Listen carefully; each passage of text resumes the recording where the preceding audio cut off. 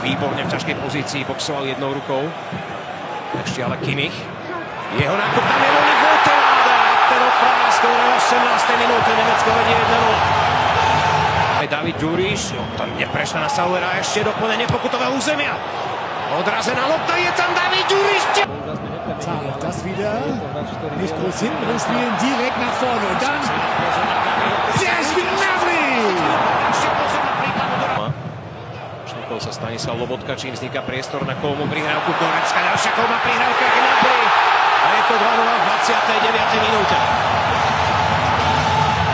Na 10. mieste rebríčka FIFA. Do majstrovstiev sveta boli nasadením tímov z prvého koša. Hodnota kádra cez 800 miliónov. A Gnabry, to je Sané znova za obranou. Sané 3-0.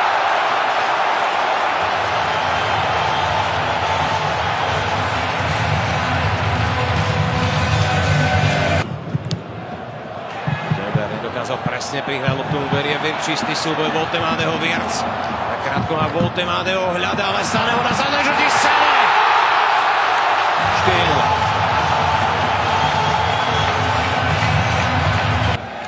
Teraz prešiel okolo Stanislava Lobotku až na Voltemadeho, ktorý si ju vymenil s Raumom. Stále Voltemade, Gnabry ešte posúva Bako! 67. minúte 5-0. Naozaj s výborným pohybom vytvárajú si tie trojholníky do kombinácie, tak ako v tomto prípade elegancia v pohybe a pozrite sa, Uedra!